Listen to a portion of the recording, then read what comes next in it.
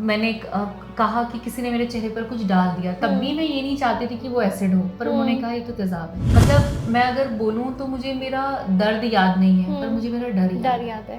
और कोई भी मेरी मदद के लिए नहीं आया, मतलब सब लोग घेरा बनाकर मुझे देख रहे थे। मतलब एक हॉस्पिटल से दूसरे हॉस्पिटल दिल्ली एम्स के लिए रेफ़र कर दिया, और लेकिन उन लोगों में वो लोग भी शामिल थे जो मुझे ले जा रहे थे।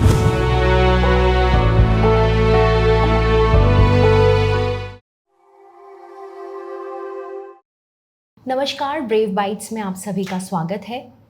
ब्रेव बाइट्स में हम यूजुअली उन लोगों की, उन ब्रेव वॉरियर्स की स्टोरी डिस्कस करते हैं जो अपनी ज़िंदगी की जंग से लगातार लड़ रहे हैं और रुके नहीं हैं। और आज उसी स्टोरी को हम आगे बढ़ाते हुए सेकंड एपिसोड के साथ बढ़े हैं। कहते हैं कि घायल तो यहाँ हर परिंदा है, लेकिन जो फिर से उड़ा वही ज़िंदा है। और इसी नई उड़ान के साथ शाहीन ने अपनी नई ज़िंदगी शुरू की, बिना रुके, बिना डरे, फिर से आगे कदम बढ़ाए। शाहीन सिर्फ मैं कहूँगी कि एक एसिड अटैक सर्वाइवर नहीं है, बहुत सारे लाखों लोगों की इंस्पिरेशन है, जिनको वो ये प्रेरणा देती हैं कि हमें किस तरह से ज़िंदगी के इन उलझनों में उलझना नहीं है और कैसे आगे बढ़ते जाना है। शाहीन, आपका बहुत बहुत स्वागत है। वेलकम। तो हम लोगों ने बहुत आपसे इंस्पिरेशन ली, आपसे समझी आपकी स्टोरी को। तो सबसे पहला सवाल मैं यही पूछूंगी आपसे कि ये जो पूरी जर्नी रही थी, आपकी जो लाइफ है, आप शुरू से इतने स्ट्रॉन्ग थे, वो जज्बा आपके अंदर शुरू से था, या इस अटैक ने चीज़ों को बदला और एक आपको नई एक जज्बा दिया, एक नई लड़ने की शक्ति दी?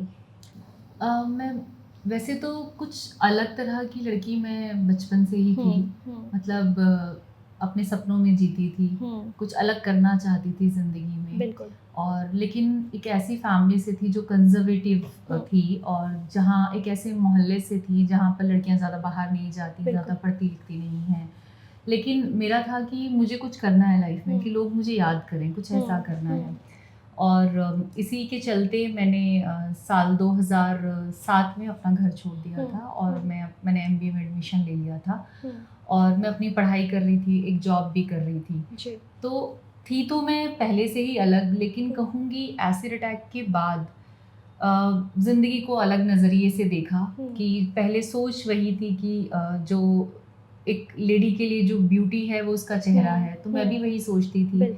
लेकिन एसिड अटैक होने के बाद मुझे लगा कि नहीं, चेहरा ही सब कुछ नहीं है। आप क्या फील करते हो, आप क्या सोचते हो, आपके विचारों से आप हो, वो ज़्यादा सुंदरता मायने रखती है। बिल्कुल। तो ये डेफिनेशन थोड़ी चेंज बदल गई, ज़िंदगी का नज़रिया एक तरीके से बदल गया। तो उसके साथ साथ मैं थोड़ा सा एक ब्रीफ में आपको चाहूँगी कि आप बताएं, ये पूरी जो अटैक हुआ ये क्या था, कैसे रहा, और आप इससे उभरे कैसे? जैसे मैंने बताया कि साल 2007 में मैंने अपना घर छोड़ दिया था, और एक पंजाब टेक्निकल यूनिवर्सिटी के ऑथराइज्ड लर्निंग सेंटर में मैं जॉब करने लगी थी एज अ स्टूडेंट काउंसलर। और वहाँ पर काफ़ी बच्चे थे, पर वो पढ़ रहे थे, और मैं भी वहाँ पर स्टूडेंट भी थी। मैंने एमबीए में एडमिशन लिया था और जॉब भी कर रही थी, दोनों चीज़ें देख रही थी। लेकिन कुछ लोग ऐसे होते हैं जो आपकी सक्सेस से जेलस फील करते हैं, और पता नहीं होता कि उनके दिमाग में क्या चल रहा है। तो ऐसे ही कुछ लोगों से मेरा सामना हुआ कि मैं एक ऐसी लड़की हूँ कि अगर मुझे किसी का कुछ बुरा लगेगा तो मैं बोल दूँगी, बात करूँगी उस बारे में, लेकिन सब ऐसे नहीं होते हैं। ये मैंने तब जाना, और उन्हीं में से मतलब 3-4 लोगों का ग्रुप था जो मुझे पसंद नहीं करते थे। और एक दिन मैं अपने ऑफिस से नीचे उतर रही थी, शाम के 6 बजे थे, 19 नवंबर 2009। और वहाँ पर मैं शाम में जब 6 बजे नीचे उतरी हूँ, तो मैंने देखा रोड पे एक लड़का खड़ा है, और उसने मुँह पर रुमाल बांध रखा है। तो मुझे लगा शायद पॉल्यूशन की वजह से बांधा है, और मैं बिल्कुल उसके पास जाके खड़ी हो गई। मतलब जितना आपको डाउट नहीं आया, आपको लगा कि ऐसे ही कोई नॉर्मली खड़ा है? कोई। जितना हम पास है मतलब वहाँ मैं थोड़ा और ज़्यादा पास थी। और जैसे ही मैंने उसकी तरफ ऐसे टर्न किया, उसने एकदम से कुछ लिक्विड मेरे चेहरे पर फेंक दिया। कुछ सेकंड के लिए मुझे लगा कि इतने सारे स्टूडेंट्स के बीच काम करती हूँ, हम उम्र हैं, हो सकता है किसी ने मजाक किया, पानी फेंका है। लेकिन दूसरे ही सेकंड मुझे ये रियलाइज़ हो गया वो पानी नहीं, वो तेज़ाब है। और मैं कहूँ तो मैंने कभी अपनी ज़िंदगी में एसिड का यूज़ नहीं किया। मुझे नहीं पता एसिड कैसा दिखता है, क्या होता है, लेकिन मुझे उसकी बर्निंग सेंसेशन से पता नहीं कैसे ये लगा कि ये तेज़ाब है। और जैसे ही मुझे ये फ़ील हुआ कि ये तेज़ाब है, मैं बहुत ज़्यादा घबरा गई। मतलब मैं इतना ज़्यादा डर गई कि मैं बहुत तेज़-तेज़ चिल्लाने लगी। मेरी वो चीखें बहुत हॉरिबल थी। मतलब मैं चाहकर भी कभी वैसा नहीं चीख सकती। और ऐसा लगा कि पल भर के लिए कि जैसे हाथ से ज़िंदगी निकलती है ना, जैसे हमारे हाथों में रेत बिल्कुल। होती है, उस तरह से ज़िंदगी निकल रही है मेरे हाथों से। मैं वापस खुद को बचाने के लिए ऑफ़िस की तरफ भागी। मैंने उसको पकड़ना नहीं चाहा कि इतना भरा हुआ रोड है, कोई ना कोई तो उसको पकड़ लेगा। मुझे लगा मैं खुद को बचाऊँ। खुद को संभालो पहले हाँ, उस सिचुएशन में। और मैं वापस ऑफ़िस की तरफ भागी, कोई निकल कर आया मेरी चीख सुनकर, और मैंने कहा कि किसी ने मेरे चेहरे पर कुछ डाल दिया। तब भी मैं ये नहीं चाहती थी कि वो एसिड हो, पर उन्होंने कहा ये तो तेज़ाब है। और फिर वो भागे कि गाड़ी निकालो, ये निकालो, और मैं वापस ऑफ़िस में जाकर वहाँ के हॉल में तेज़-तेज़ चीख रही थी। मतलब मैं अगर बोलूँ तो मुझे मेरा दर्द याद नहीं है, पर मुझे मेरा डर याद है। मैं बहुत ज़्यादा डर गई थी, और कोई भी मेरी मदद के लिए नहीं आया। मतलब सब लोग घेरा बनाकर मुझे देख रहे थे। और मैं ये नहीं कहती कि वो मदद करना नहीं चाहते थे, शायद उन्हें पता ही नहीं था करना क्या करना है ना। अवेयरनेस नहीं थी लोगों में। तो मैं ज़मीन पर बैठ के चीखे जा रही थी। फिर गाड़ी निकाली, और फिर वो सिलसिला शुरू हो जाता है, एक हॉस्पिटल से दूसरे हॉस्पिटल, ये तो पुलिस केस है, आप दूसरे हॉस्पिटल लेकर जाइए। फिर एक हॉस्पिटल गई जहाँ पर उन्होंने कहा इसका सबसे पहला इलाज पानी है, इस पर पानी डालो। 19 नवंबर था, ठंडी के दिन थे, और मेरे हर कपड़े को काट के उतारा गया, मेरे ऑर्नामेंट्स काट के उतारे गए, और मुझ पर पानी की बौछार, मतलब एक तरीके से, और वो पानी की हर बूंद मुझे ऐसे चुभ रही थी जैसे लाखों सुइयां चुभती हैं। मतलब इतना एक दर्द तो था। सर्दी का मौसम, ऊपर से वो दर्द इतना बेतहाशा हाँ, कि और मतलब एसिड एक ऐसी चीज़ है कि पानी डालते हैं हम, जैसे हमारा हाथ जल जाता है, हम पानी डालते हैं तो हमें रिलीफ मिलता है, लेकिन एसिड पे ऐसा नहीं होता। एसिड पे डॉक्टर ने मुझे कहा था चुभेगा, है ना, तो वो चुभ रहा था कि जैसे हजारों सुइयां मेरी बॉडी में चुभाई जा रही हैं। और फिर उन्होंने मुझे दिल्ली एम्स के लिए रेफर कर दिया। ये मैं बता दूं आपको कि मैं हरियाणा में थी उस टाइम पर, और वहाँ के सेंटर में जॉब कर रही थी। अब उन्होंने दिल्ली एम्स के लिए रेफर कर दिया, और अभी मेरे दिमाग में तो वो सब चीज़ें थी नहीं, किसने किया, क्यों किया, है ना। बस आपके दिमाग में सिर्फ अपनी कंडीशन थी कि मैं अभी इससे कैसे निकलूं, मतलब क्या मैं हो रहा है। एक्चुअली शॉक थी। मैं रो नहीं रही थी, मैं समझ नहीं पा रही थी कि मेरे साथ ये क्यों हुआ, मतलब क्या किया मैंने ऐसा। और उस वक्त ये सोचना कि इससे मेरी लड़ाई हुई थी, इसने किया, वो सब वो तो दिमाग में दूर दूर तक नहीं था। तो फिर मतलब एक हॉस्पिटल से दूसरे हॉस्पिटल दिल्ली एम्स के लिए रेफ़र कर दिया। और लेकिन उन लोगों में वो लोग भी शामिल थे जो मुझे ले जा रहे थे। अपने परिवार से तो दूर थी मैं, है ना, और अकेले रहती थी।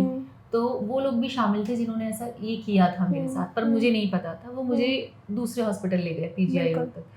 फिर मुझे लगा कि नहीं, मतलब मुझे मेरे घर की याद आई। मुझे लगा कि शायद ये सब लोग मेरी हेल्प नहीं करना चाह रहे हैं। और मैंने अपने भाई को फ़ोन किया कि मेरे साथ ऐसा हो गया। हालांकि मैं लड़के गई थी, गुस्से में गई थी घर छोड़कर, पर कहते हैं ना कि कुछ भी हो कि परिवार वाले तो घर के होते हैं, परिवार वाले आपको मरने नहीं देंगे, है ना। चाहे जितनी मर्जी लड़ाई हो, वो दर्द हमदर्दी तो आई जाएगी। बिल्कुल। तो फिर वो मुझे वहाँ पर लेने पहुँचे। ठीक है, रात के शाम 6 बजे अटैक हुआ था, अब रात के 11 बज चुके थे। अच्छा, तब तक आप एक हॉस्पिटल से दूसरे हॉस्पिटल सिर्फ भटक रहे थे।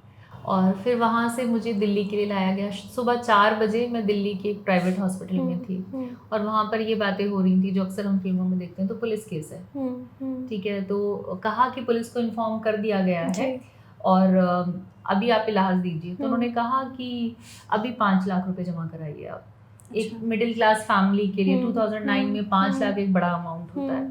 तो क्या करते हो? उन्होंने कहा ठीक है, हम कर रहे हैं, आप इसको ट्रीटमेंट देना शुरू कीजिए।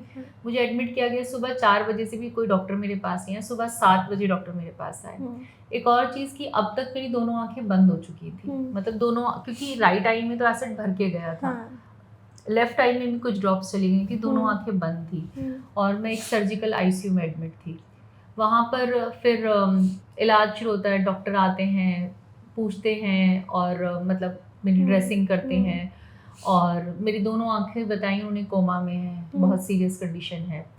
फिर उसके बाद पुलिस मेरे पास आती है। मैंने कहा कि देखो मैं कुछ सोच समझ नहीं पा रही हूँ, लेकिन मुझे लगता है कि मेरे ऑफिस के लोगों ने ही किया होगा, क्योंकि मैं घर से ऑफिस ही जाती थी, मैं और किसी को नहीं जानती हूँ। तो उन्होंने कहा कि जी ऐसे तो बहुत सारे लोग हैं, हम किस किस से पता करेंगे। वो चले गए और फिर पुलिस मेरे पास 4 साल तक कभी नहीं आई। एक बार भी एक बार भी नहीं आई। मैं कभी कभी फ़ोन करती थी, मैं कहती थी कि मेरा केस है। उन्होंने कहा भी हम किसी इम्पोर्टेंट केस में बिजी हैं। मेरा केस उनके लिए इम्पोर्टेंट नहीं था। और आपने कभी कुछ तरीके से पता लगाया कि वो लोग कौन थे, या आपने मतलब जाके नाम दिया पुलिस अब को? क्या सिचुएशन थी नेहा कि मैं दिल्ली में थी जी। मैं एक एसिड अटैक जब किसी लड़की पर होता है ना, उसकी कंडीशन इतनी ज़्यादा ख़राब हो जाती है कि आप सोच भी नहीं सकते उसका दर्द। फिजिकल पेन तो है ही इंटॉलरेबल, मेंटल ट्रॉमा अलग है, अलग है। आप मतलब मुझे ड्रेसिंग कराना, सर्जरीज कराना, मुझे मेरी आंख से दिखता, ये आंख मेरी कम्प्लीटली डैमेज हो गई थी, लिड्स भी हट गई थी, इस आंख से भी मुझे दिखता नहीं था, विजन चला गया था। उसको रीस्टोर कराना, कितने दिन मैं एम्स में एडमिट रही हूँ, और इस आई को स्टिच कर दिया गया था। ठीक है, तो थोड़ा सा मुझे दिखता था, और आपका चेहरा बहुत खराब हो जाता है, आप सोच भी नहीं सकते हो। ठीक है, जब मैं डॉक्टर के पास पूछने जाती थी कि मेरा चेहरा, कहते हैं अभी तो और खराब होगा। क्योंकि एसिड का असर सालों तक आपके उस पर रहता है, वो खराब करता रहता है कंटिन्यूसली। मतलब ऐसा नहीं है कि 2 दिन उसका असर रहा, 6 महीने तक तो वो डैमेज करता रहेगा। हाँ, तो मेरा चेहरा और ख़राब होता रहा। मुझे ऐसा लगने लगा था, मतलब मैं बहुत शॉक्ड रहती थी कि क्या मेरा चेहरा ऐसा होगा। जब पहली बार मैंने अपना चेहरा देखा शीशे में, तो मैं दीवार के साथ सर लगा के बैठ गई। मुझे लगा मतलब क्या इस चेहरे को कोई कैसे देखता होगा, इतना ज़्यादा डैमेज हो गया। जब मैं हॉस्पिटल में थी उससे पहले तो मैं डॉक्टर से अक्सर पूछती थी कि कब तक मैं ठीक हो जाऊंगी। मुझे नहीं पता था, मैंने फिल्मों जैसा सोचा था कि किसी के साथ हो गया, चेहरा खराब हो गया, प्लास्टिक सर्जरी हो जाएगी, ठीक हो जाओगे। लेकिन रियल लाइफ उससे बहुत डिफरेंट है, कम्प्लीटली डिफरेंट है। डॉक्टर ने कहा कि अभी तो आप 1 साल तक ये सवाल मत पूछो। तब भी मैं सोचती थी 1 साल, मुझसे तो एक एक दिन नहीं कट रहा है यहाँ पर। मतलब मैं सोचती थी अब 1 बज गया, अब 10 मिनट ऊपर हो गए, मैं टाइम पूछती रहती थी कि कैसे ये टाइम बीतेगा। लेकिन आज देखो 15 साल हो गए हैं, वो पेशेंस आ गए, उस टाइम नहीं थे। और डॉक्टर ने कहा कि हम तुम्हें वो चेहरा कभी नहीं दे सकते जो था, हम अपने बेस्ट एफर्ट्स कर रहे हैं कि उतना आपको ठीक कर पाए कि सोसाइटी आपको एक्सेप्ट करे। तो सिर्फ डॉक्टर का वो है, और वो चेहरा तो आपको मिल ही नहीं सकता जो था।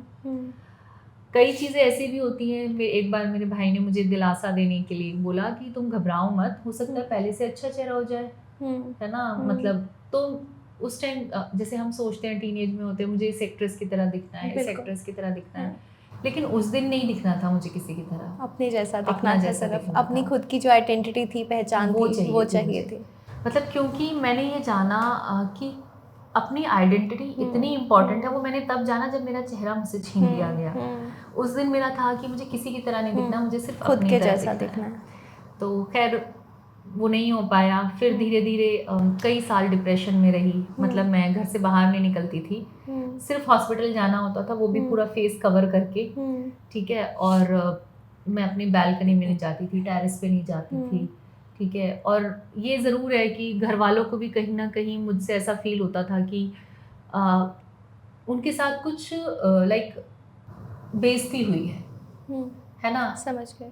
मतलब उनको लगता था कि किसी को पता ना लगे कि एसिड अटैक हुआ है। आप तो झेल ही रहे थे, कहीं ना कहीं परिवार वालों को लग रहा था कि वो भी झेल रहे हैं, वो भी झेल रहे हैं। लोग, सोसाइटी क्या करती है, सोसाइटी को मुझे सपोर्ट देने में कोई इंटरेस्ट नहीं था। वो सिर्फ जानना चाहती थी क्यों हुआ, कहानी क्या है, मेरे डैमेजेस कितने हैं। और मेरी ये जिद थी कि मैं उनको नहीं दिखाना चाहती, मैं क्यों बताऊं। जब आप मुझे सपोर्ट नहीं कर सकते तो आपको मेरे बारे में जानने का कोई हक नहीं है। हाँ, तो इस तरह से चीज़ें थी। 3 साल डिप्रेशन में रही, घर से बाहर नहीं निकली, एक एक रुपए के लिए परेशान थी, है ना। क्योंकि मैंने कहा ना कि बचपन से एक अलग तरह की लड़की थी जो मांगना नहीं पसंद, खुद पे निर्भर रहना पसंद था। हाँ, मतलब किसी से कुछ बोलूं और वो मुझे मना कर दे, मैं फिर उससे कभी नहीं बोलूँगी। तो वहाँ पर तब लगा कि फाइनेंशियल इंडिपेंडेंट होना बहुत ज़रूरी है। पर अब तो जिस हालात में घर छोड़कर गई थी उससे बहुत पीछे आ चुकी थी, है ना, नेगेटिव में आ चुकी थी। जो था वो सब कुछ खोकर आई थी। और फिर मतलब 100-100 रुपए के लिए ज़रूरत पड़ती थी कि हॉस्पिटल जाना है तो किराया चाहिए, दवाइयाँ आनी है, और डॉक्टर ने कह दिया था कि ये दवाइयाँ अगर आपको अपनी ये आँख चलानी है तो ज़रूरी है, आपको ये पूरी ज़िंदगी इस्तेमाल करनी पड़ेगी। तो हज़ारों रुपए महीने का खर्चा था मेरा, कैसे करूँ? कहाँ जाऊँ? किससे माँगूँ? समझ नहीं आता था। एक बार ऐसा किया कि कुछ समझ नहीं आया तो मैं नमाज़ पढ़ती हूँ, है ना? मैंने नमाज़ पढ़ के मतलब अल्लाह से दुआ की कि कोई तो मेरा ज़रिया रास्ता बना दे दिखाएँ। कि मैं कहाँ जाऊँ। और फ़ॉर्च्युनेटली मैं जहाँ भी जाती थी मैं बोलती थी कोई जॉब हो तो बताना। पर कई लोगों ने मुझे ये भी बोला कि बहुत वेग है अभी आपके लिए ये बात करना, है ना? और मैं समझती थी कि मेरा चेहरा देख के कोई मुझे जॉब भी नहीं देगा। मतलब एक रिसेप्शनिस्ट की जॉब भी मेरे लिए एक ड्रीम बन गई थी। खैर फिर एक जगह से मेरे पास कॉल आया और उन्होंने कहा कि आपने जॉब के लिए बोला था, आप आओ आकर मिलो। मैं अपनी फ़ाइल लेकर गई। उनको मेरा काम पसंद आया और फ़ॉर्च्युनेटली मुझे एक ऐसी जगह जॉब मिली जहाँ पर वो पहले से ही कुछ एसिड अटैक सर्वाइवर्स के साथ काम कर रहे थे। तो वहाँ जाकर मैंने पहली बार देखा कि मेरे अलावा भी और लड़कियाँ हैं जिनके साथ ऐसा हुआ है। ये 2013 की बात है, अब मैं 2009 से 13 पे आ चुकी। तो मैंने तब देखा और पहली बार मुझे लगा कि ये सिर्फ मेरा दर्द नहीं है, और लड़कियों का भी है। थोड़ा-सा एक अंदर से बल मिला कि हाँ, कर सकते हैं इसको। हाँ, तो और फिर मैंने वहाँ पर काम करना शुरू किया। वहाँ मैं as a centre manager coordinate करती थी ट्रीटमेंट ये वो। फिर उसके बाद थोड़े टाइम बाद एक और ऑर्गेनाइजेशन के साथ काम करना शुरू किया। फिर दिल्ली वुमेन कमीशन में एसिड वॉच सेल लीड किया। ह्यूमन राइट्स लॉ नेटवर्क में मैं पूरे इंडिया के केसेस देख रही थी। तो इस तरह से मैं काम करती चली गई और काम करने का जज़्बा कहाँ से मिला, तो मैं कहूँगी एक केस आया था जिसमें एक साथ पूरी फैमिली पर एसिड अटैक हुआ था, जिसमें 6 महीने से लेकर 60 साल तक के बुजुर्ग भी थे। और उस सारे लोग हॉस्पिटल में एडमिट थे। सफदरजंग हॉस्पिटल में न्यूज़ में पड़ी, फैक्ट फाइंडिंग की, वहाँ से उनसे कांटेक्ट किया और उन लोगों को एक प्राइवेट हॉस्पिटल में एडमिट कराया। वो वही प्राइवेट हॉस्पिटल था जहाँ मुझसे 5 लाख मांगे गए थे। उन्होंने कहा कि एक के इलाज में, एक लड़की के इलाज में 20 लाख रुपए जमा करिए, 2015 में। हमारे पास तो पैसे नहीं थे। तो उस टाइम पर Lakshmi versus union of India में एक ऑर्डर आया था कि कोई भी ऐसे अटैक सर्वाइवर किसी भी प्राइवेट या गवर्नमेंट हॉस्पिटल में जाकर फ्री ऑफ कॉस्ट ट्रीटमेंट ले सकती है। तो इंडिया में पहली बार हमने वो ऑर्डर को यूज़ किया। हॉस्पिटल में गए, लड़ाई की, वो हमारी बात सुनने को तैयार नहीं, क्योंकि एक मैं कहूँगी कि प्राइवेट हॉस्पिटल्स बिजनेस की तरह डील करते हैं। उनके लिए जो एक पेशेंट 30 लाख रुपए आपको दे सकती है, आपको फ्री देना पड़ रहा है, तो उनके लिए तो लॉस है ना वो। तो हमने बहुत कहा, फिर ये मीडिया में भी आया, तो उन्होंने फाइनली उनको एडमिट किया और इलाज देना शुरू किया। जहाँ वो 1 हफ्ते के हमसे 20 लाख मांग रहे थे, वो लड़कियाँ 3 महीने तक हॉस्पिटल में एडमिट रहीं और उनका फ्री ऑफ कॉस्ट ट्रीटमेंट चला। तो जब उन सबको मैंने ट्रीटमेंट दिलवाया और उनको मुआवजा भी दिलाया सरकार से, तो मैंने देखा कि मुझे अच्छा फील हुआ है। मतलब मैं कोई भी सर्वाइवर के लिए, रिलीफ के लिए काम करती थी ना, तो मुझे खुद को हिम्मत महसूस होती थी, रिलीफ मिलता था, खुद को सेटिस्फेक्शन फील होती थी, लगता था कि मैंने लाइफ में कुछ अचीव किया है। तो बस ये मोटिवेशन वहाँ से मिलती गई। एक केस में काम किया, फिर दूसरे, फिर तीसरे, तो इस तरह से जर्नी चलती गई। हालांकि जब मैं इससे पहले की बात करूँ तो मुझे लगता था कि जब मैं डिप्रेशन में थी, कोई ऐसी चीज़ नहीं है जो मेरे दिल को खुशी दे सकती है। मैं मतलब एक कपड़ा भी सबसे सस्ता कपड़ा खरीदती थी और मैं टेलर को भी बोलती थी कि फ्री साइज सी दो, क्योंकि मुझे लगता था अब मैंने क्या ही करना है, सब कुछ तो खत्म हो गया, मैं ऐसा सोचती थी। और लेकिन जब मैंने काम करना शुरू किया, सोशल वर्क में गई, तो मुझे लगा कि मुझे एक मकसद मिला है, फिर से जिंदगी शुरू करने का एक नया मकसद मिला। तो मैं इस काम में जुड़ गई तब से और काफ़ी सारे सर्वाइवर्स के साथ काम किया। उनकी मतलब करीब 200 से ज़्यादा सर्जरीज अब तक करवाए हैं और 200+ केसेस में कॉम्पनसेशन दिलवाया है। एजुकेशन के लिए भी मतलब बहुत सारा काम किया है और अभी बहुत आगे करना चाहती हूँ। तो 2021 में ये लगा कि अब कोई एक ऐसी जगह होनी चाहिए, मतलब इतनी सारी संस्थाओं के साथ काम करने के बाद भी मुझे ये लगा कि अभी बहुत करने की ज़रूरत है। मैं देखना चाहती थी, मेरा विज़न जो है, मैं चाहती हूँ कि हर acid attack survivor financially independent हो, उसके पास एक अच्छी जॉब हो, डिग्निफाइड जॉब हो, मतलब किसी पर डिपेंड ना रहे हो। और मैं चाहती हूँ कि एसिड अटैक होने बंद हो जाएं। ठीक है, अब ऐसी कोई संस्था नहीं थी जो होलिस्टिक अप्रोच के साथ काम करे। Correct. कोई लीगल पे हेल्प कर रहा है तो कोई हम्म। ट्रीटमेंट पे हेल्प कर रहा है, हम्म। इधर उधर। तो फिर मैंने सोचा कि जो बहुत साल पहले सोचती थी लेकिन पता नहीं था कैसे करूँगी। कोई फंड्स नहीं थे करने के लिए, कोई सपोर्ट नहीं था। 2021 में कुछ फ्रेंड्स ने सपोर्ट किया कि आप रजिस्टर करो ऑर्गेनाइजेशन। ओके। रजिस्टर किया, नाम सोच रही थी तो फिर सर्वाइवर्स की ब्रेवरी पर ही ब्रेव सोल्स फाउंडेशन नाम रखा और रजिस्टर किया। कोई पैसा नहीं था, अपनी ही जो सेविंग्स थी उन्हीं से हमने एक शेल्टर होम खोला जहाँ पर सर्वाइवर्स आकर रहने लगी। और उनके लिए काम, मतलब उस शेल्टर होम की एक एक चीज़ को सजाया था, जैसे मैं अपना घर सजा रही हूँ। और उस शेल्टर होम का नाम ही अपना घर रखा हमने। कि कोई भी सर्वाइवर है उसे वहाँ पर अपनापन फील हो कि वो आपका अपना घर है। और फिर वहाँ से 2021 में रजिस्टर किया और ब्रेव सोल्स फाउंडेशन में काम करना शुरू किया। ब्रेव सोल्स फाउंडेशन के अंडर हम जो काम करते हैं, हमारे 2 शेल्टर होम हैं, एक दिल्ली में एक कोलकाता में। और हम यहाँ पर सर्जरीज करवाते हैं। अलग अलग स्टेट से जो लड़कियाँ दिल्ली में ट्रीटमेंट के लिए आती हैं वो यहाँ पर स्टे करती हैं। It's a kind of a crisis centre also, कि अगर कोई प्रोटेक्शन की ज़रूरत है तो वो यहाँ पर आकर रह सकती है। किसी को पढ़ना है तो वो यहाँ पर आए। हाँ, मतलब एक फ्री है ये कि आप जब तक रहना चाहो आप रह सकते हो। तो हम मेडिकल ट्रीटमेंट दे रहे हैं जिसमें सर्जरीज हैं, साइकोलॉजिकल थेरेपी जो कि हमें कभी नहीं मिली। मतलब ये एक दुखद सच है कि हम ऐसे देश में रहते हैं कि जहाँ पर फिजिकल डैमेज को कोई रिलीफ नहीं देना चाहता, कोई इलाज नहीं करना चाहता। और मेंटल डैमेज, मेंटल ट्रॉमा पे तो कोई बात ही नहीं करता। वो तो दिखते नहीं है, जो दिखता है वो नहीं हो पाता। तो वहाँ पर हमने साइकोलॉजिकल थेरेपी भी स्टार्ट की है कि साइकोलॉजिस्ट है हमारे पास जो उनके पास हर वीक में टाइम टू टाइम काउंसलिंग होती है सर्वाइवर्स की। जो लड़कियां, क्योंकि ज़्यादातर अटैक टीनेज में होते हैं, जो अपनी पढ़ाई छोड़ चुकी हैं, उनकी पढ़ाई दोबारा से स्टार्ट करी है। और वहाँ पर इंग्लिश लैंग्वेज और कंप्यूटर क्लासेस भी होती हैं, क्योंकि हमारा एम तो उन्हें फाइनेंशियल इंडिपेंडेंट करना है। तो ये सारी चीज़ें हैं, उनको जस्टिस मिल सके। क्योंकि मैंने अपनी लीगल बैटल बहुत लड़ी है, मैं आज भी लड़ रही हूँ। 15 साल हो गए मेरे केस में, अभी तक कोई जजमेंट नहीं आया है। और मैंने अपना केस की हरियाणा से दिल्ली ट्रांसफ़र कराना, फिर डिस्ट्रिक्ट कोर्ट में लड़ना, 3 बार ये सुप्रीम कोर्ट जा चुका है केस। कि हाई कोर्ट, फिर सुप्रीम कोर्ट, फिर वापस हाई कोर्ट, फिर सुप्रीम कोर्ट। क्योंकि वो इतने इन्फ्लुएंशियल लोग हैं जिन्होंने ये किया है। उन्होंने कहा है कि हम पूरी ताकत और पैसा लगा देंगे, है ना, और जितना हो सकेगा हम इसको लंबा खींचेंगे। तो खैर अल्लाह ने मुझे इतने पेशेंस दे दिए हैं कि आप जितना मर्जी लंबा खींचो, मुझे फ़र्क नहीं पड़ता। बस मैं चाहती हूँ कि मुझे जस्टिस मिले, कि एक दिन तो आपको सज़ा मिले। तो आज 15 साल हो गए मैं केस लड़ रही हूँ अपना। पर मुझे वो दिन याद है कि जब मुझे अपनी केस की फाइल लेकर जगह जगह घूमना पड़ता था कि मेरा केस ले लिया, और कोई फ्री में केस करना नहीं चाहता।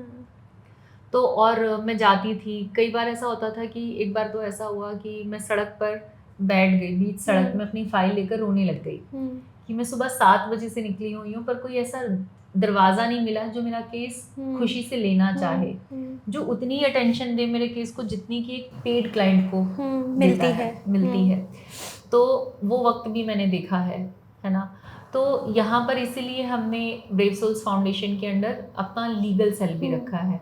कि हमारी टीम ऑफ लॉयर्स है जो बहुत ही ऑनेस्टी के साथ केसेस देखती है और डील करती है।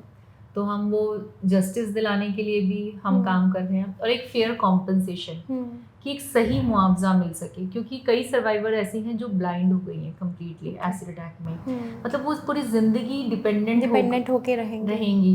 तो उनको एक सही मुआवजा, हमने उनके केस में 1-1 करोड़ मांगा है गवर्नमेंट से, और हम वो बैटल लड़ रहे हैं। और हमारे केस में उत्तराखंड में 38 लाख मिला भी है एक सर्वाइवर को। तो हमारा है कि हर सर्वाइवर को एक फेयर कॉम्पनसेशन मिल सके, जिससे कि वो अपनी लाइफ फिर से स्टार्ट कर सके। तो ये सब हम ब्रेव सोल्स के अंडर कर रहे हैं। तो आपको ब्रेव सोल्स जब आपने शुरू करी तो आपको क्या लगा है कि कहीं ना कहीं आपको एक नई पहचान मिली इसके थ्रू? बहुत सारी ऐसी चीज़ें थी जो आपको लग रहा था आपने मन में अरमान दबा लिए थे, वो आपने फिर से पूरे किए इसके थ्रू?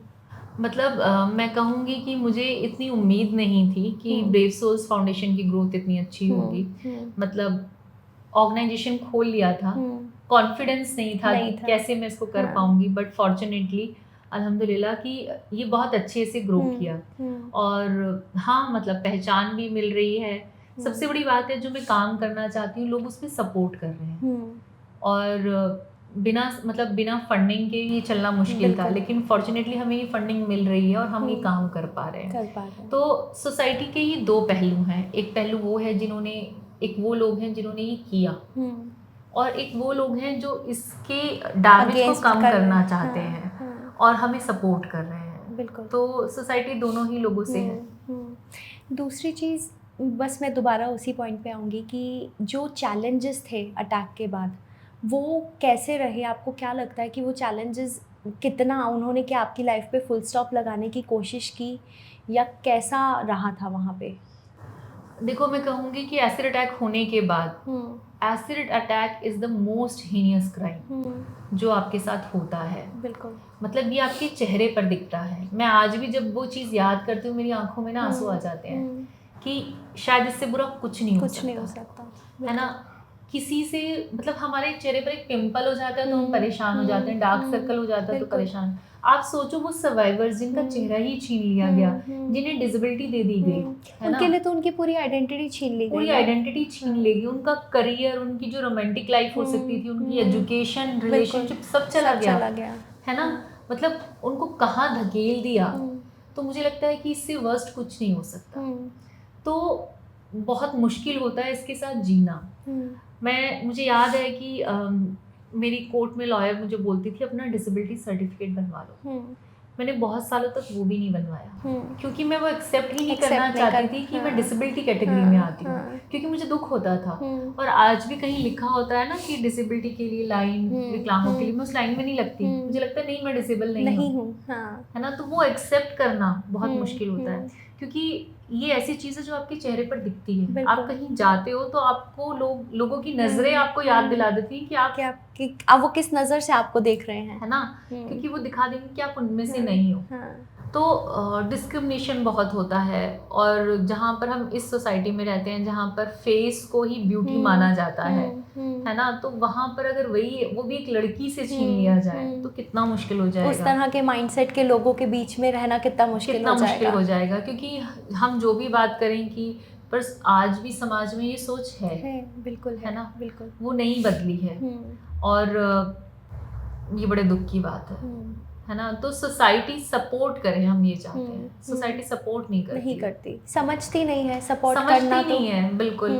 आज तो फिर भी थोड़े बहुत लोगों को पता है कि एसिड अटैक जैसी कोई चीज़ है ना। उस वक्त तो पता भी नहीं था, पर आज भी लोगों को मतलब ये नहीं पता हम कैसे सपोर्ट कर सकते हैं। बिल्कुल। आज से 10-15 साल पहले की अगर हम पिक्चर देखें तो वहाँ तो चीज़ें बिल्कुल अलग थी। ये शब्द लोगों ने सुने नहीं थे। पर मैंने यहाँ इसमें ये भी ऐड करना चाहूँगी कि जैसे साल 2013 में ये लक्ष्मी पे जजमेंट आया था कि एसिड सेल को रेगुलेट किया जाएगा। बिल्कुल, कि कोई भी जाकर एसिड ऐसे नहीं खरीद लेगा। हाँ, उसको अपना फोटो आइडेंटिटी देना होगा, एक दुकानदार को एक रजिस्टर मेंटेन करना होगा, और एसडीएम उसको मॉनिटर करेगा। अगर वो इलीगल सेल करता है तो 50,000 का फाइन लगेगा। पर फिर से ये बहुत दुख की बात है कि हमारे पास फेवरेबल ऑर्डर्स तो हैं, पर उन ऑर्डर्स पे इम्प्लीमेंटेशन ज़ीरो है। ग्राउंड पे कोई इम्प्लीमेंटेशन नहीं है, और ओपनली बिक रहा है एसिड, और आज भी एसिड अटैक हो रहे हैं।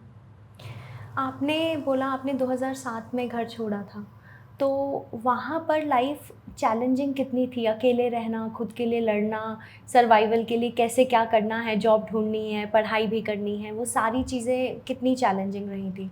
मतलब मैं कहूँगी कि मेरे लिए तो बहुत ज़्यादा चैलेंजिंग थी, क्योंकि मैं एक ऐसे घर में थी कि जहाँ पर लड़कियाँ बाहर नहीं जाती हैं। मतलब अगर स्कूल भी जा रहे हैं तो कोई लेने आ रहा है, छोड़ने आ रहा है, मतलब तो आपने तो दुनिया देखी ही नहीं, मैंने तो दुनिया देखी ही नहीं उससे थी। पहले आप कभी घर से बाहर भी नहीं, अकेले से बाहर निकली तो, और कोई टेक्निकल एजुकेशन नहीं थी, सिंपल बीए किया था, और वो भी कॉरेस्पॉन्डेंस किया था, कॉलेज भी नहीं गई थी, तो बहुत मुश्किल था जाकर। मतलब एक बहुत ही स्ट्रगलिंग था कि अपने लिए एक ऐसी जगह ढूंढना जहाँ पे आप सेफ्टी के साथ रह सको, जॉब करना, पढ़ाई करनी, बहुत स्ट्रगल था उस सब में। लेकिन हिम्मत भी आई, मैं कहूँगी। लेकिन नहीं पता था कि उस दिन जब घर से जा रही थी तो नहीं पता था कि मेरे कदम मेरी बर्बादी की तरफ तरफ जा भी जा रहे रहे हैं कि हाँ। आज से 2 साल बाद मेरे साथ अटैक हो जाएगा और मुझे घूम कर फिर आना है। तो मतलब डेस्टिनी मैं कहूँगी कि मुझे फिर से वहीं लाकर छोड़ा। लेकिन मैं ये कहूँगी कि I am still so fortunate, मैं बहुत खुशकिस्मत हूँ कि इतना सब कुछ होने के बाद भी मैं एक आँख से देख सकती हूँ, क्योंकि मैंने वो लोग भी देखे जो दोनों आँखों से नहीं देख सकते। ये बिल्कुल। चीज़ मुझे हिम्मत देती है कि वो तो देख नहीं सकते, उनकी ज़िंदगी में अंधेरा है, मैं तो देख सकती हूँ, है ना? चाहे एक ही आँख है पर दिखती तो दुनिया पूरी है मुझे, है ना? और मैं जो काम कर रही हूँ मुझे अच्छा लगता है और मतलब मैंने कभी सोचा नहीं था कि ऐसे रिकॉग्निशन भी मिलेगी, वो भी मिल रही है। तो मैं सोचती हूँ मैं बहुत खुशकिस्मत हूँ। फैमिली ने सपोर्ट कैसे किया, मतलब उनके तरफ से 100% आपको सपोर्ट मिला? तो फैमिली की अगर बात करूँ तो फैमिली में स्टार्टिंग में तो सपोर्ट नहीं किया, क्योंकि एक कंजर्वेटिव फैमिली थी। तो जब मैं साल 2013 में बाहर निकली और मैंने अपने लिए जॉब ढूँढना शुरू किया, तो उनको लगता था कि वो कैसे इसको डील करेंगे। वो नहीं चाहते थे मैं जॉब करूँ, कि हम मेरे फादर का कहना था कि हम क्या बोलेंगे किसी को कि लड़की रोज़ कहाँ जाती है ना? कितनी बार बोलूँ हॉस्पिटल जाती है, झूठ बोलती हूँ, झूठ बोलता हूँ मैं। कोई भी सपोर्टिव नहीं था, लेकिन क्योंकि मुझे तो काम करना था, मुझे फाइनेंशियल इंडिपेंडेंसी बहुत ज़रूरी थी मेरे लिए। मैं 100-100 रुपए माँग नहीं सकती थी। तो मैंने अपनी जॉब कंटिन्यू रखी इन सब चीज़ों के बाद। फिर उनका स्पेशली था कि मीडिया में नहीं आना। तो बहुत सालों तक नहीं, मैंने कोई इंटरव्यू नहीं दिया, कुछ नहीं दिया। मुझे बहुत मतलब तब भी अपॉर्चुनिटीज़ आई, मैंने नहीं किया, क्योंकि उनका स्पेशली ये रिस्ट्रिक्शंस उन्होंने मुझ पर लगाई थी। तो नहीं था, लेकिन जैसे जैसे मैं काम करती गई तो एक कॉन्फिडेंस इतना बिल्ड होता गया कि मैं अपने लिए स्टैंड ले सकती हूँ। और मैंने वो स्टैंड लिया, जो मुझे ठीक लगा मैंने वो किया। और आज मैं खुलकर मीडिया में भी आती हूँ, मैं अपना चेहरा भी नहीं ढकती हूँ, ठीक है? क्योंकि जिसको इस चेहरे से प्रॉब्लम है वो जाए, हाँ। मैं तो नहीं जाऊँगी ना, ये मेरा चेहरा है, आज मैंने इसको एक्सेप्ट कर लिया, बिल्कुल, है ना? तो ठीक है। और मेरी अभी कोर्ट में भी हियरिंग थी, तो मैं चेहरा खोल कर इस गई थी और मैं काम कर रही हूँ। और आज एक अच्छी चीज़ है कि मेरी फैमिली आज सपोर्ट में है, उनको अच्छा लगता है आज जो मैं काम कर रही हूँ। तो देर से ही सही समझ गए। आपने कहा कि एक्सेप्टेंस, जो मैं सोचूंगी कि सोसाइटी का एक्सेप्टेंस तो शायद मायने नहीं रखता और मिलता भी नहीं है, खुद का जो एक्सेप्टेंस आता है, आप उस बैटल को आपने कैसे कॉन्कर किया? मतलब इस बैटल को खुद को एक्सेप्ट करने में बहुत टाइम लगा, बहुत ज़्यादा टाइम लगा। इतने सालों तक तो बस इस उम्मीद में थी कि वो चेहरा फिर से मिल जाए, वो चेहरा फिर से मिल जाए। हालांकि डॉक्टर्स बोलते थे सब सुन, लेकिन अंदर से लगता था कि शायद वापस हाँ, कुछ हो जाए। लेकिन कहते हैं ना कि वक्त सब कुछ सिखा देता है। तो वक्त ने सिखा दिया कि अब यही तुम्हारी पहचान है। मैं अपने पास्ट में जीती थी, लेकिन आज मेरा प्रेजेंट ही सब कुछ है। तो सीख गई धीरे धीरे, वक्त लगा। और एक चीज़ और है कि जब आप अपने लिए लड़ते हो ना, तो आपको एक अलग हिम्मत भी मिलती है, और जब आप दूसरों के लिए लड़ते हो तो आपको ज़्यादा हिम्मत डबल हो जाती है। तो वो एक कॉन्फिडेंस है आज मुझ में, ठीक है? आज मैं जाती हूँ स्कूल कॉलेजेस में, सेंसिटाइजेशन के प्रोग्राम्स होते हैं, उन्हें बताती हूँ। एक इम्पॉर्टेंट चीज़ जो मैं यहाँ भी बताना चाहूँगी कि किसी, मतलब आप ये सोचो कि ज़्यादातर अटैक क्यों होते हैं? या तो किसी का प्रपोजल ठुकरा दिया है कि एक लड़का किसी लड़की को पसंद करता और उसने मना कर दिया है, तो वो ना नहीं बर्दाश्त कर पाता। पर मुझे लगता है मैं उन सब लड़कों को, अगर जो आज मुझे देख भी रहे हैं, सुन भी रहे हैं, मैं ये कहना चाहूँगी, जैसे आपकी पसंद हो सकती है, उस लड़की की भी पसंद हो सकती है ना? जैसे आपको राइट है हाँ या ना करने का, उसको भी है। तो ये समझो, इस चीज़ को समझना बहुत ज़रूरी है कि किसी पर फोर्स नहीं करना खुद को, है ना? उसकी पसंद और नापसंद की इज्जत करनी है ना? और ज़रूरी है ये बहुत। उसको राइट है कि वो क्या चाहती है वो एक्सप्रेस कर सके। और दूसरी चीज़ कि कभी भी ऐसा कुछ होता है तो लाइफ ख़त्म नहीं हो जाती। अगर किसी ने आपके प्रपोजल को मना कर दिया, है ना, और वो अटेंशन नहीं दी, ज़िंदगी ख़त्म नहीं हो जाती, आप आगे बढ़ो। वो एक कहावत है ना कि तू नहीं तो कोई और सही, तो आप आगे बढ़ो। शायद वो माँ बाप को इनकलकेट करने चाहिए थॉट्स, या बच्चों को सिखाना ही उस तरीके से चाहिए कि सोसाइटी में हर चीज़ उन्हीं के हिसाब से नहीं चलेगी, या जो उन्होंने सोचा वही हो ज़रूरी नहीं है। एग्जैक्टली आपने बहुत अच्छी बात कही है कि हमारे यहाँ पर जो घरों में आज भी, आज हम कहते हैं कि हम इतने मॉडर्न हो गए, लेकिन सच्चाई ये है कि घरों में भी ऐसी चीजें हैं कि अगर भाई आया है तो सुपीरियर रखा जाता है आज भी, और वो है, मैं ये मान सकती हूँ कि इंटेंशनली नहीं कर रहे हो पर अनइंटेंशनली भी है वो चीज। भाई आया तो बहन ही पानी देगी उसको, है ना, मतलब ये सिखाया जाता है तुम्हारा ये काम है और तुम्हारा ये काम है, और वो चीज जहन में है तो वो ऑटोमेटिकली आपके एक्शंस में आ ही जाती है। तो ये हमारी मतलब सोसाइटी को दो तरीके से काम करना पड़ेगा मुझे लगता है।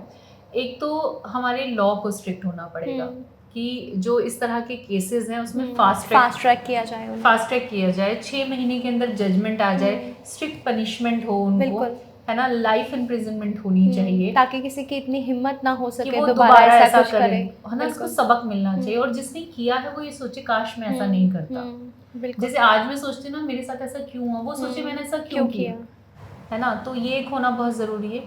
दूसरी चीज मुझे लगता है सोच बदलना जरूरी है ना, तो दोनों तरह से काम करना पड़ेगा कि जब तक नहीं रुक रहे हैं अटैक, क्योंकि सोच बदलने में टाइम लगेगा, लेकिन तब तक डर होना ज़रूरी है कानून का।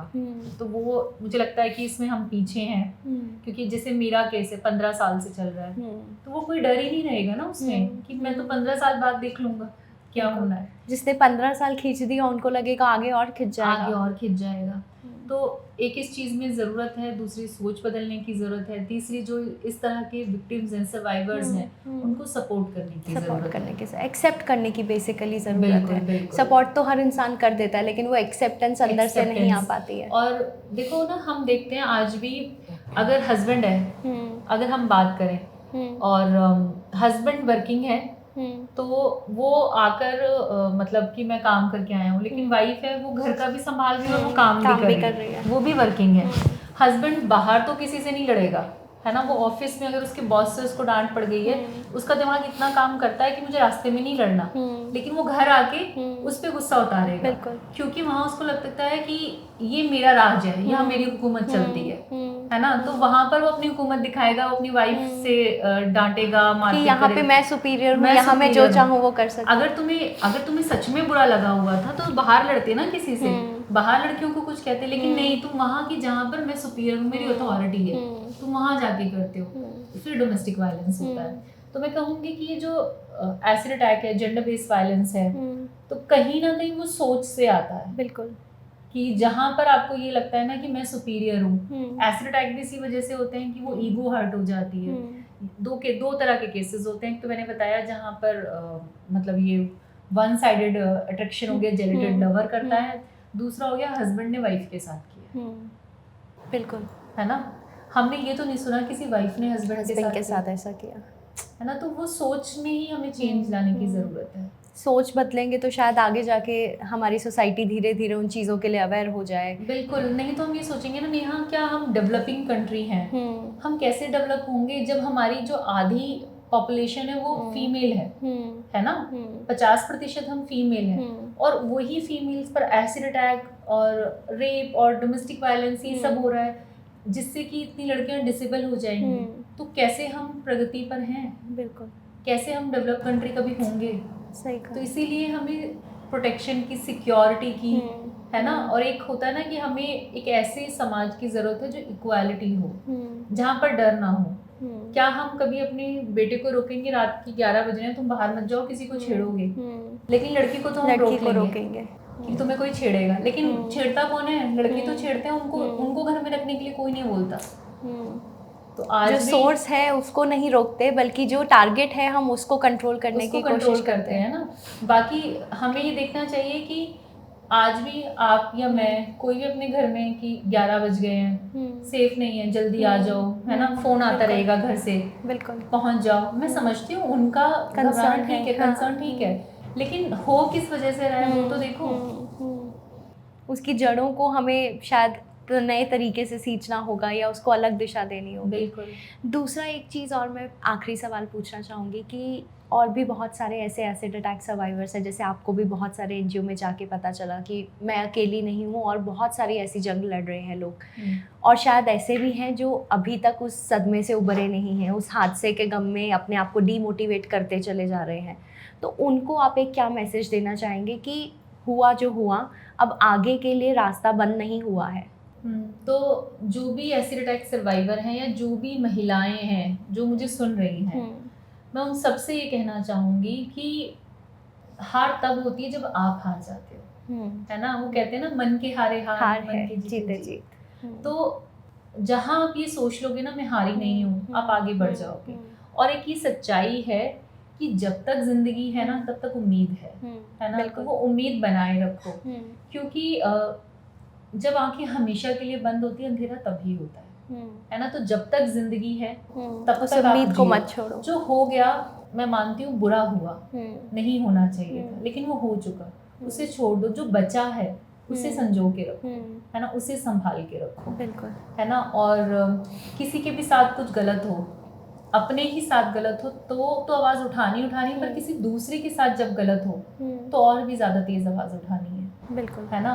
क्योंकि आप पर सिर्फ आपकी जिम्मेदारी नहीं है। एक अकेली लड़की बहुत सारी लड़कियों को रिप्रेजेंट करती है। अगर आज मैं आवाज़ उठाऊंगी ना, मुझे देखकर 10 और लड़कियां आवाज़ उठाएंगी जो उनके साथ गलत हो रहा है। तो मुझे लगता है कि डरना नहीं चाहिए, कभी हिम्मत नहीं छोड़नी चाहिए। आपके साथ कितना ही बुरा हुआ है, ये एक वक्त है जो बीत जाएगा, फिर अच्छा वक्त आएगा, फिर वो अच्छा वक्त आएगा। और अगर कोई ऐसा सर्वाइवर है, उसको आपकी एनजीओ से कांटेक्ट करना हो तो वो किस तरह से कांटेक्ट कर सकता है? वेबसाइट है, कोई नंबर है? तो जो हमारी पूरी कोशिश रहती है कि जितने भी सर्वाइवर्स हैं मैं सब तक पहुंच सकूं। मुझे पता है कोई बहुत दूर गांव में बैठे होंगे, कोई कहीं होंगे जहां तक मैं नहीं पहुंच पा रही हूँ। बिल्कुल। पर अगर कोई भी मुझे सुन रहा है तो हमारी वेबसाइट है ब्रेव सोल्स फाउंडेशन के नाम से। उस पर स्पेशली मैंने अपना कॉन्टैक्ट नंबर डाला हुआ है कि डायरेक्टली मुझसे, ताकि कोई भी ऐसा ना हो जाए कि मैं, अगर मुझे कोई फ़ोन कर रहा है तो ऐसा ना हो कि मेरी बात ना हो पाए, मैं उसकी तकलीफ़ को ना सुन पाऊँ। क्योंकि मुझे एक केस याद है, एक लड़की ने मुझे फ़ोन किया था, एसिड अटैक सर्वाइवर थी 2019 में, और उसने कहा था कि मैं बहुत परेशान हूँ और आप मुझे हेल्प करो, ये वो देख नहीं पाती थी। तो मैंने कहा था कि ठीक है, आप नेक्स्ट वीक कॉल करो। मैं उसके लिए काम करने की कोशिश कर रही थी, लेकिन शायद मुझे थोड़ी देर हो गई और उसने सुसाइड कर लिया था।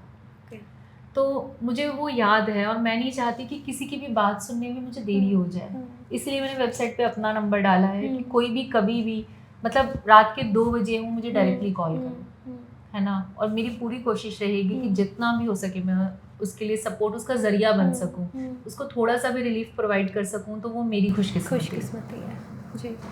जैसा आपने सुना कि बहुत अच्छा मैसेज दिया शाहीन ने कि जब तक आप हारे नहीं हो तब तक, जब तक आप आगे बढ़ते रहोगे, और इस दृढ़ निश्चय के साथ आप आगे बढ़ते रहें कि आगे ज़िंदगी है, यहाँ पर ज़िंदगी ख़त्म नहीं हुई है, आगे और भी बहुत सारे रास्ते हैं, बहुत सारी उम्मीदें हैं, और शायद कुछ अच्छा मिल जाए आपको भी।